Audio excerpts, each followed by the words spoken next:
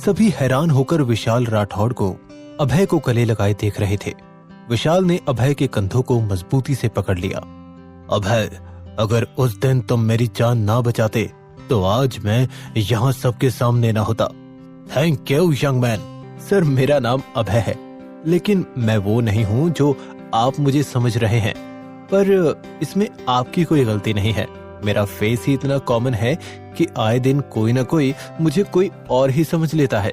विशाल राठौड़ ने कुछ पल सोचा और फिर मुस्कुराने लगा, जैसे उसे अभय के मन की बात समझ आ गई थी।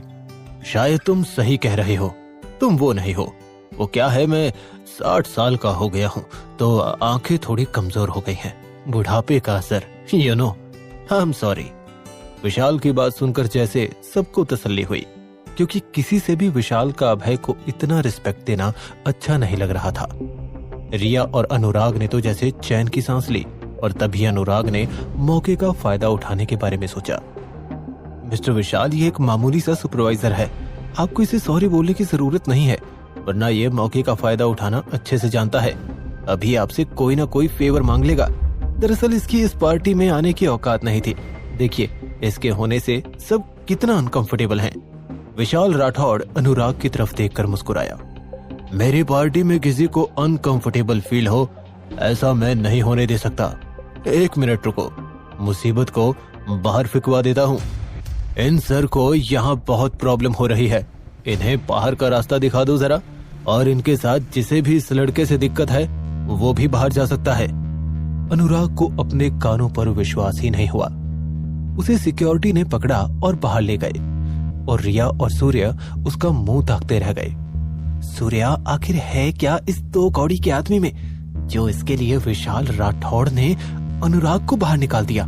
सूर्या के पास भी इस सवाल का कोई जवाब नहीं था। वो बस गुस्से में अभय को देखता रहा और रिया, उसे तो मन ही मन अभय से जलन हो रही थी। जब तक वो उसके साथ था वो गरीबों वाली जिंदगी जी रहा था और डिवोर्स के बाद अचानक अमीर लोगों में बैठने उठने लगा। रिया इसके पीछे के राज को समझ नहीं पा रही थी। यही हाल कशिश का भी था। उसके दिमाग में भी अभय को लेकर कई सवाल थे जो उसने आखिरकार अभय से पूछे लिया। अभय सर, मुझे एक बात समझ नहीं आई, आप इतने पैसे वाले होते हुए भी इतना लो प्रोफाइल क्यों रहते हैं? अब सबकी बातें सुनकर तुम्हें मेरे साथ शर्म आ रही है? कहीं मुझे बॉयफ्रेंड बनाने के बाद अपने डिसीजन पर पछतावा तो नहीं हो रहा? नॉट एट ऑल सर, बस क्यूरियोसिटी की वजह से पूछ लिया। अभय का फोन बजने लगा। फोन मिहिका का था। अभय फोन पर बात करने के लिए साइड में आया। पार्टी खत्म होने वाली है मिहिका, मिशन आज ही पता चलेगा या अगले जन्म का वेट करना है। अभय, अगर अपनी 1 नाइट गर्लफ्रेंड से थोड़ी फुर्सत मिले तुम्हें तभी तो कुछ पता चले ना। अभी अभी जो मिस्टर विशाल राठौड़ तुमसे मिलकर गए हैं वही हमारे क्लाइंट है। उन्हें शक है कि उनकी बेटी की जान को खतरा है। उसे प्रोटेक्ट करना ही हमारा मिशन है। अब जरा खाना पीना छोड़कर काम पर ध्यान दो। मिहिका ने फोन काटा तो अभय इधर उधर देखने लगा। विशाल राठौड़ हाथ में माइक लिए खड़ा था। पूरा मीडिया इकट्ठा था। Ladies and gentleman, thank you for coming tonight. आज की पार्टी जिस खास मकसद के लिए रखी गई है, अब उसके अनाउंसमेंट की बारी है। मेरी बेटी सानिया कंपनी में एज वाइस प्रेसिडेंट ज्वाइन कर रही है। Please Sania, come on stage. ये सुनकर सभी लोग जोर जोर से तालियां बजाने लगे और तब स्टेज पर एक लड़की चढ़कर आई। उसे देखकर अभय हक्का बक्का रह गया। ये तो वही लड़की है जो पार्किंग में उस बदमाश को दौड़ा दौड़ा कर मार रही थी। मुझे इसको प्रोटेक्ट करना है। इसे प्रोटेक्शन की क्या जरूरत है? ये तो अकेली 10 पर भारी पड़ेगी। पार्टी खत्म होने पर अभय और कशिश बाहर निकल गए। मैं आपको घर ड्रॉप कर दूं सर? थैंक्स कशिश, मैं मैनेज कर लूंगा, बाय। अभय सड़क पर पैदल चलने लगा। अभय की नजर रास्ते पर एक भिखारी पर पड़ी जिसे एक आदमी दुत्कार रहा था। उसने जेब से 2 500 रुपए के नोट निकालकर उस भिखारी को दे दिए और एक सुनसान गली से गुजर रहा था। तभी उसे लगा कि जैसे कोई उसका पीछा कर रहा है। अभय ने घूमकर हाथ जोर से घुमाया तो पीछे चल रहे आदमी के हाथ से डंडा छूटकर नीचे गिर गया। उस आदमी को देखकर अभय हैरान रह गया और तभी सभी ने एक साथ अभय पर धावा बोल दिया। और तब अभय ने वो किया जिसकी उम्मीद खुद उसने अपने आप से भी नहीं की थी। वो हवा में उछला और घूमते हुए उसने एक ही बार में सभी पर अपनी लात से वार कर दिए। और फिर एक के बाद एक वो खुद पर हो रहे हर वार को रोकता गया। और तभी अभय को एक डांट हाथ पर आकर लगा। अभय ने इधर उधर देखा। दूर कार में उसे एक आदमी बैठा दिखाई दिया। उसी ने अभय पर डांट गन चलाया था। अभय ने हाथ से खींचकर उस डांट को बाहर निकाला तो उसके हाथ से खून की धारा बहने लगी। अभय ने अपने शर्ट की एक स्लीव को फाड़ा और उसे अपने हाथ पर बांध लिया। और वो जैसे ही कार में बैठे उस आदमी को पकड़ने के लिए आगे बढ़ा तो अचानक ही लड़खड़ा कर गिर गया। और अभय की धीरे धीरे बंद होती आंखें कुछ ही देर में पूरी तरह बंद हो गई। अभय, उठ उठ अभय। अभय की आंखें एक आदमी की आवाज से खुली। उसके सामने मनोज था और वो उसके घर में था। अभय को भी कुछ समझ में नहीं आ रहा था कि उसे मनोज के घर किसने छोड़ा होगा, पर वो कल रात की बात बताकर मनोज को डराना नहीं चाहता था। अभय सोच में पड़ गया था, किसने छोड़ा होगा मुझे यहाँ, और कल वो लोग कौन थे? अगर मुझे मारना नहीं था तो फिर मुझ पर अटैक क्यों किया? अभय खुद पर हुए हमले के बारे में सोच ही रहा था कि तभी उसके फोन पर खुशी का वॉइस मैसेज आया। अभय, तुम्हारे लिए एक सरप्राइज है। 10 मिनट में तुम्हें पिक करने आ रही हूँ, रेडी रहना।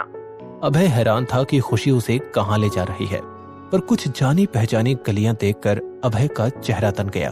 और जैसे ही एक सोसाइटी के बाहर जाकर खुशी ने कार रोकी तो अभय के चेहरे का रंग उड़ गया। खुशी, तुम मुझे यहाँ क्यों लेकर आई हो? यहाँ तो रिया रहती है। क्यों लाई है खुशी अभय को रिया के घर? क्या है ये सरप्राइज? और कौन थे वो हमलावर? कैसे पहुंचा अभय मनोज के घर? ये जानने के लिए देखिए बंदा ये बैड ऐसे का अगला एपिसोड सिर्फ पॉकेट एफएम के यूट्यूब चैनल पर। और बंदा ये बैड ऐस के सारे एपिसोड्स को सुनने के लिए डिस्क्रिप्शन में दिए गए लिंक से डाउनलोड कीजिए पॉकेट एफएम। रिया की बिल्डिंग के बाहर खड़ा अभय हैरान होकर खुशी को देख रहा था।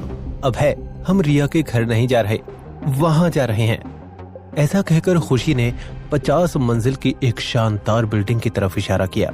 अभय ने आज तक ये बिल्डिंग सिर्फ बाहर से ही देखी थी, क्योंकि उसके अंदर जाने के लिए अमीर होना जरूरी था। अभय खुशी के साथ चलने लगा। जब अभय फ्लैट में घुसा तो उसे देखकर हैरान रह गया। फ्लैट एक बड़ा सा पेंट हाउस था जिसकी छत से पूरा शहर दिख रहा था। यहाँ तक बादल भी उससे नीचे दिख रहे थे। अभय ने फिर से खुशी को देखा। अब तो बता दे किसके घर आए हैं हम? खुशी ने एक चाबी निकालकर अभय के सामने रखते हुए कहा। तुम्हारे? मेरा फ्लैट? सच में खुशी? अरे हाँ भाई हाँ, तुम वॉचमैन ग्रुप के बेस्ट मेंबर्स में से एक हो अभय। You deserve it. और देखो, जिस रिया और उसकी माँ ने तुम्हें हमेशा नीचा दिखाया, आज उनका घर तुमसे कितना नीचे है। इनफैक्ट यहाँ से तो कहीं नजर भी नहीं आ रहा। अपनी बेइज्जती का बदला लेने का वक्त आ गया है अभय। अब जल्दी से अपना सामान लेकर आ जाओ, मैं तुम्हारा यहीं वेट कर रही हूँ। अभय एक्साइटेडली वहाँ से निकला और सीधे मनोज के घर गया जहाँ उसका सामान रखा था। पर दरवाजे पर ही मनोज की बात सुनकर उसके पैर वहीं के वहीं रुक गए। वो किसी से फोन पर बात कर रहा था। यार, तो कैसे भी करके मुझे कोई जॉब दिला दे। मेरे पास मेरे बच्चे के इलाज के पैसे नहीं है। कुछ भी करूंगा, बस काम चाहिए। अभय ऐसे अंदर घुसा जैसे उसने कुछ सुना ही ना हो। मनोज, अब मेरे रहने का बंदोबस्त हो गया है। मैंने तुझे वो अपना बैग और बॉक्स दिया था ना, वो लाकर दे दे। मनोज बिना कुछ कहे अंदर गया और सामान लेकर वापस लौटा। उसका मायूस चेहरा अभय से देखा नहीं जा रहा था। मनोज, एक बात और, मैंने एक दोस्त से कहकर कल तेरे लिए इंटरव्यू रखवाया है लार्सन टेक कंपनी में। कल सुबह 9 बजे पहुंच जाना वहां।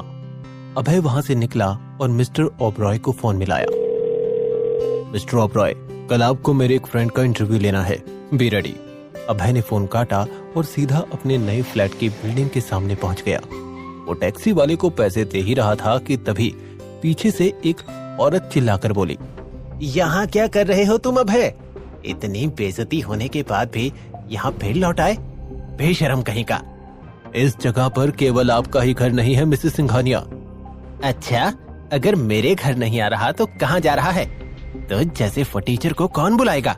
बहाने तो देखो इसके। पहली बात, वो घर आपका नहीं है मिसेस सिंघानिया, मेरा है, जो आपने धोखे से अपने नाम कर लिया। वो तो मिस्टर सिंघानिया के एहसान तले दबा हूँ, इसीलिए कुछ नहीं बोल रहा, वरना ना मैं घर छोड़ता और ना आपको।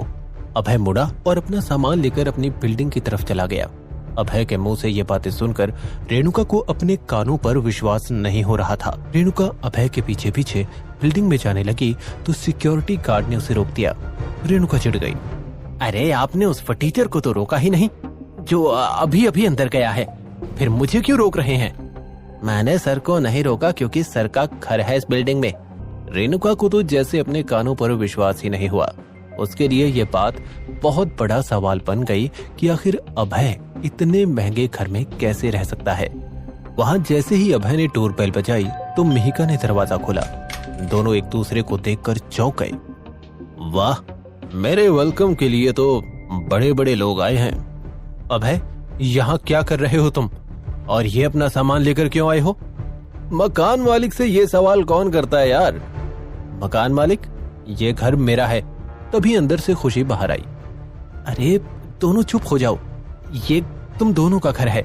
मिहिका दी, हेड ने अभय को यहाँ रुकवाने के ऑर्डर दिए हैं और आप चाहो ना चाहो हेड का ऑर्डर तो मानना ही पड़ेगा।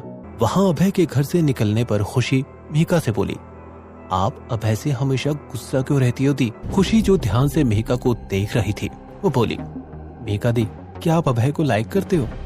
मिहिका ने कोई जवाब नहीं दिया और उठकर वहां से चली गई।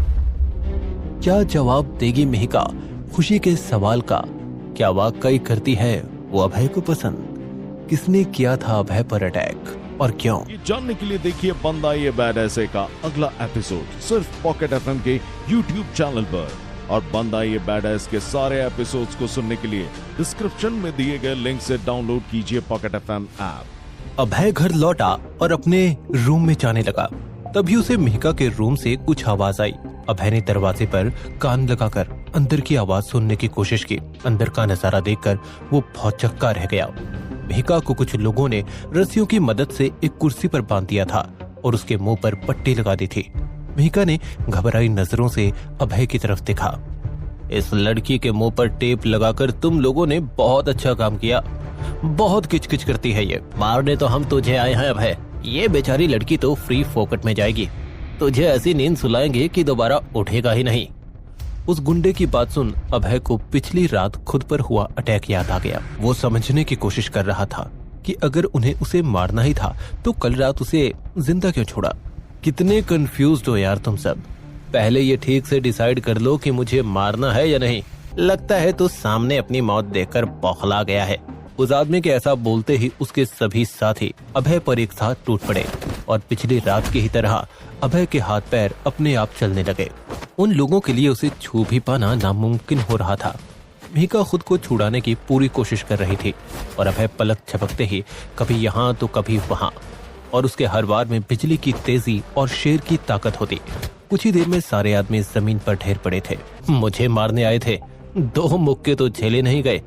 ओ शिट, इनसे तो ये पूछा ही नहीं कि इन्हें भेजा किसने था। अभय मिहिका के सामने ही एक चेयर लगाकर बैठ गया और उसके मुंह की टेप हटा दी। यूजलेस, अब खोलो मुझे और इन बॉडीज को ठिकाने लगाओ। अभय ने मुंह बनाया और मिहिका की रस्सियां खोल दी। मिहिका रूम से बाहर निकलने लगी। मिहिका ने घर के बाहर पहुंचकर किसी को फोन लगाया। तुम्हें समझाया था ना कि अपने आदमियों से कहना कि मेरी रस्सी जरा लूज बांधे। हाथ खुलते तो बचाती उनको। अभय मार कर ही रुकता है। अपनी इस गलती की कीमत जान से हाथ धोकर चुकाई है उन सब ने। इडियट्स। इसका मतलब अभय पर यह हमला मिहिका ने करवाया था। पर क्यों? वो अभय को मारना क्यों चाहती है? कहीं इसका राज 3 साल पहले में तो नहीं छुपा? और अगर अभय को यह सब पता चलेगा तब क्या होगा? लेकिन घर पर इस बात से अनजान अभय उन गुंडों की बॉडीज को वहां से हटाने में लगा था, ये सोचते हुए कि उसका कौन सा दुश्मन उसकी जान के पीछे पड़ा है। वहां अगले दिन मनोज लार्सन टेक के ऑफिस के बाहर पहुंच गया था। बिल्डिंग देखकर उसकी आंखें फटी की फटी रह गई। जिसकी बिल्डिंग बाहर से इतनी अच्छी हो, वो ऑफिस अंदर से कितना अच्छा होगा। मनोज को यूं बिल्डिंग के बाहर खड़े होकर ताका झाकी करते देख सतीश कड़क आवाज में बोला, आज से पहले जीवन में बिल्डिंग नहीं देखी क्या? यहाँ खड़े होकर क्या देख रहे हो? क्या काम है तुम्हें? मनोज जो पहले से नर्वस था वो और भी घबरा गया। मेरा इंटरव्यू है यहाँ, बस एक दोस्त का इंतजार कर रहा हूँ, अभी आता ही होगा। तुम्हारा इंटरव्यू यहाँ? जरा इंटरव्यू लेटर तो दिखाओ अपना। Interview letter? वो तो नहीं है मेरे पास। मनोज और भी ज्यादा घबरा गया था। उसे लगा कहीं अभय उसके साथ कोई मजाक तो नहीं कर रहा और सतीश उसे घूरे जा रहा था। पहली बार इंटरव्यू दे रहे हो क्या? बिना लेटर के कौन बुलाता है? सब पता है हमें। आवारागर्दी करने आए हो यहाँ? यहाँ खड़े रहकर मैडम लोगों को परेशान करोगे। चलो जाओ यहाँ से, वरना लगाएंगे अभी एक डंडा। मनोज डर कर जरा पीछे हो गया और उसने किसी को जोर से सैल्यूट किया। Good morning sir. Manoj sir सुनकर पीछे घूमा तो वहाँ अभय खड़ा था। वो हैरानी से कभी कार्ड तो कभी अभय को देख रहा था। सतीश, ये मेरा दोस्त है, और मनोज तो यहाँ खड़ा रहेगा तो इंटरव्यू कौन देगा? चल अंदर। अभय ने मनोज का हाथ पकड़ा और उसे खींचकर अंदर ले गया। अब तो इस ऑफिस के बाहर से निकलने वाले हर इंसान से प्यार से बात करनी होगी। कौन अभय सर का दोस्त रिश्तेदार निकल आए, क्या पता कहीं जॉब से हाथ ही ना धोना पड़ जाए। मनोज बस कर, इंटरव्यू तेरा है, मेरा नहीं। कितने सवाल करेगा? ओह गॉड, पहले कल ये मनहूस अभय यहाँ आया, अब अपने इस फटीचर दोस्त को भी ले आया। अब क्या रोज तुम दोनों इडियट्स की शक्ल देखनी पड़ेगी मुझे? मनोज ने एक लड़की की आवाज सुनकर पीछे देखा तो वहाँ प्रेरणा खड़ी थी और बड़े ही गुस्से से उन दोनों को देख रही थी। मनोज के मुंह से शब्द नहीं निकल रहे थे। 2 दिन से ज्यादा टिकने नहीं दूंगी तुम दोनों को। यहाँ सभी बड़ी पोस्ट वालों से अच्छे रिलेशन है मेरे। प्रेरणा ने इतना कहा और वहाँ से चली गई। अबे ये यहाँ काम करती है? ये तो जॉब मिलने से पहले निकलवाने की बात कर रही है यार। क्या मनोज को मिल पाएगी नौकरी? ये जानने के लिए देखिए बंदा ये बैड ऐसे का अगला एपिसोड सिर्फ पॉकेट एफएम के YouTube चैनल पर। और बंदा ये बैड ऐस के सारे एपिसोड्स को सुनने के लिए डिस्क्रिप्शन में दिए गए लिंक से डाउनलोड कीजिए पॉकेट एफएम ऐप।